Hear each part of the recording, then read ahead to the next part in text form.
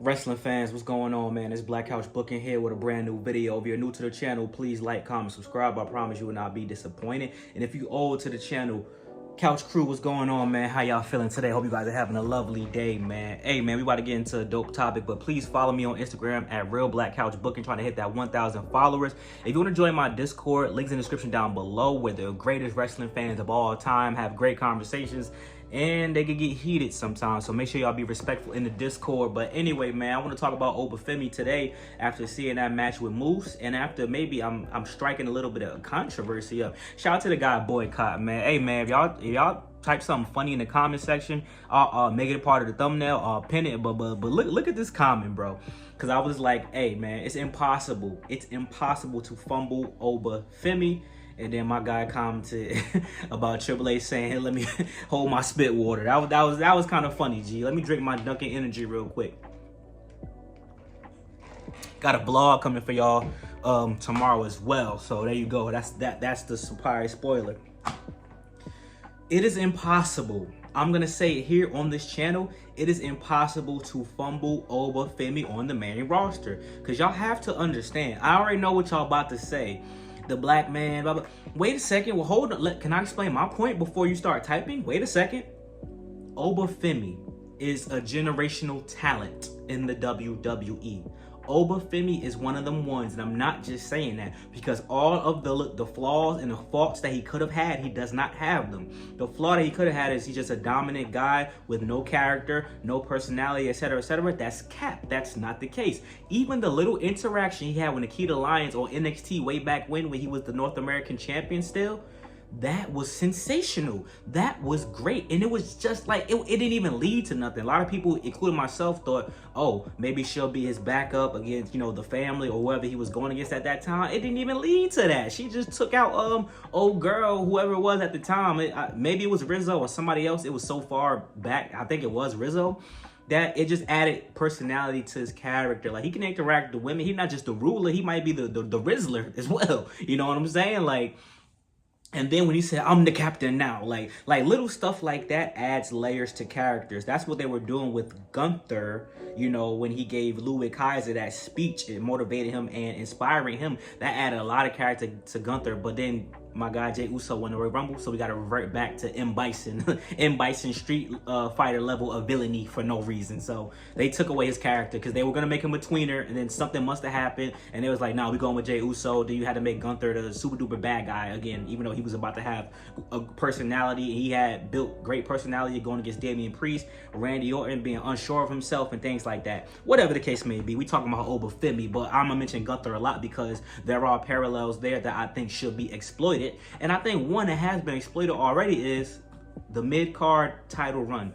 He had the mid-card title in NXT, but it mirrors very closely to Gunther's Intercontinental Championship run. It's like damn near identical. Super duper dominant, super duper great matches. I mean, obviously Gunther had better matches, he had better opposition, but Femi was running through these boys. He was going crazy as NXT North American champion. He is definitely, to me, top 5 NXT North American champions of all time. I still got Carmelo Hayes and Wesley like pretty much up there though. I think Carmelo Hayes is the greatest, but that's neither here nor there. And people are gonna bring up Carmelo Hayes because they fumbled Carmelo Hayes on the main roster. I'm still giving it time. I still think he will be the United States champion at WrestleMania 41. I'm not sure about Jimmy Uso. That's a great option as well. But I think the difference with Femi is there are no excuses. See, the excuse they could use, Carmelo Hayes not that big, he's small. They'll use that as an excuse, but then push guys like Johnny Gargano, Tommaso Ciampa, whatever. But Femi, there's no excuse. He's the big buff guy, right? He was a D1 athlete in college, went to Alabama, right? The fans love him. Whether he was a heel or babyface, the fans were always with Femi.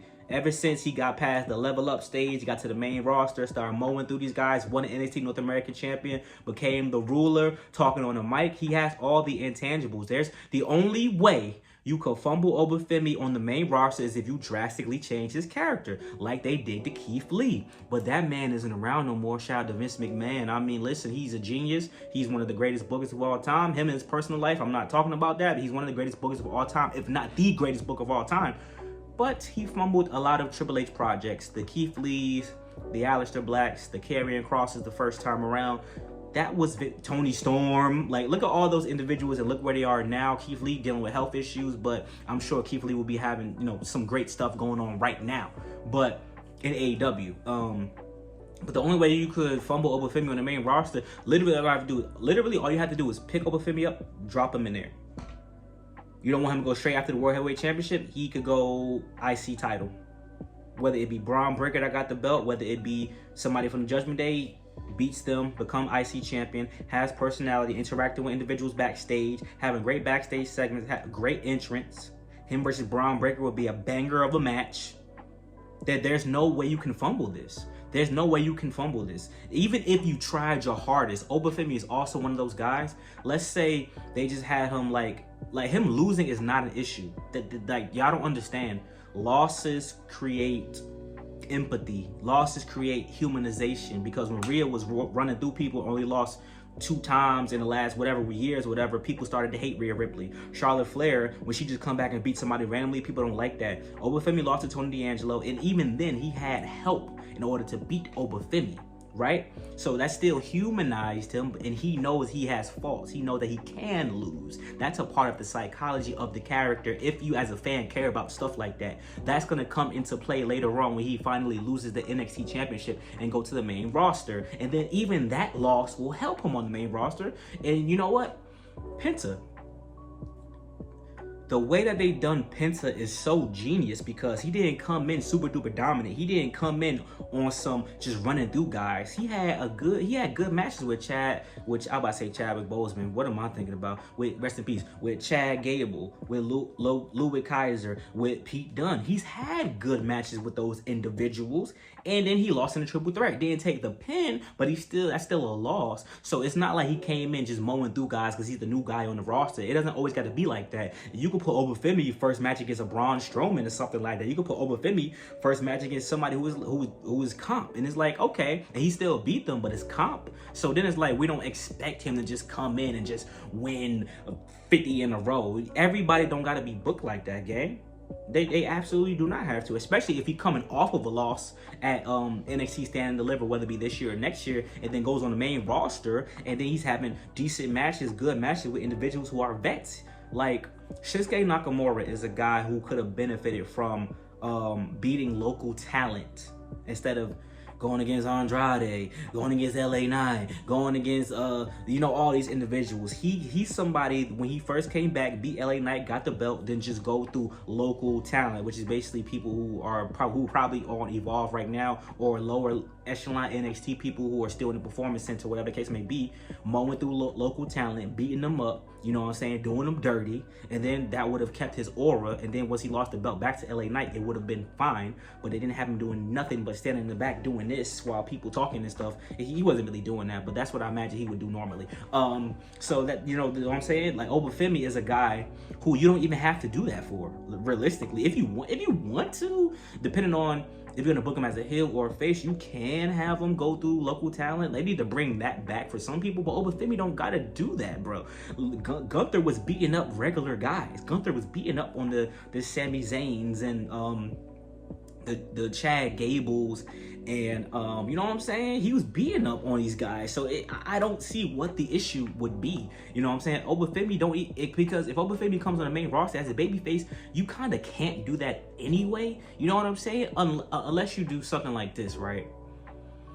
Unless Obafemi comes on the main roster, does an open challenge type of thing, all the heels come out, challenge him because they want to prove they're better than him. I would love to see Obafemi versus Apollo Crews if he's around, you know, at that time, because WWE is getting a little wicked out there.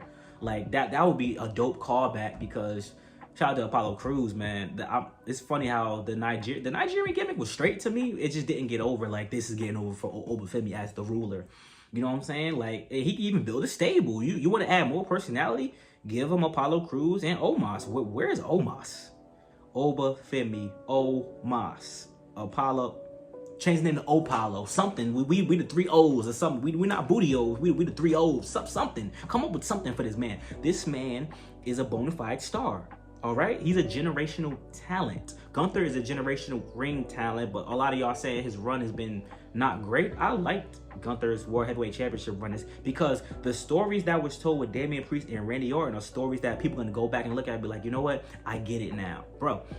That literally changed the trajectory of his character. The reason why it's believable that Jey Uso is gonna beat Gunther at WrestleMania is because of Randy Orton and Damian Priest. He was struggling with them guys. He has weaknesses. He's going off of emotion now, attacking Jey Uso, mad at the crowd cheering, blah, blah, blah. And that's going to be what cost him the match at WrestleMania 41. It's believable unless they go for a swerve, which we don't need a swerve. Go with the obvious answer. And a guy like Femi, if you want to make him a heel, that'll work as well. People will still cheer for him because Femi is that guy. Like, people will still cheer for him. Femi is going to be just fine. I'm telling you guys. But yeah, man, I do think that a mid-card run, let's do something cool. I think Raw is the best fit, but throw me for a loop. Sit on the SmackDown, win the United States Championship. Let's do what we should have done for Shinsuke Nakamura. Put the Nigerian flag over. Do something. Put Nigerian side plate. Do something interesting. Even if whether he's a heel or a face, do something interesting. Have him have some great matches. Maybe he needs a faction to go against whoever's bothering him, another faction. Maybe he going against Legado del Fantasma. He gets Omos, he gets Apollo Crews. But at first, Apollo Crews becomes his right-hand man on some, tribal chief, bloodline type of vibe. You know what I'm saying? They recycle storylines all the time. Calm down, relax. You know what I'm saying? Something like that, because they're recycling the Shield in NXT, but I don't hear nobody complaining, so calm your ass down. Build them up. It's 3 against 2. Femi, like, I don't need help, but I have the enforcer, Omos. They running through guys. Femi's the champion, and then you can make the stable implode, which always happens, and then Omos can get an opportunity. Apollo Crews get an opportunity. He beats both of them, and then we just move on. It's simple booking. It's not that hard, guys. It's not that difficult. It's not rocket science. Anyone can do it if you really take the time to think about this and study the patterns of how WWE usually does things. But like, comment, subscribe. I won't hold you guys too long. I got a haircut appointment. Your boy, look at his mustache. Looking a little rough. Thank you for the love and support as always. Hope you guys enjoyed that video today. And we got some good streams coming for y'all Friday, Saturday. We got some good videos coming for y'all. Some great video collabs. I'm looking forward to keep dropping more creative content for the month of March, which is my birthday month. And I'm looking forward to, what y'all think about this video, this upload in particular, man. See you guys later, man. I'm about to enjoy my day off. Peace.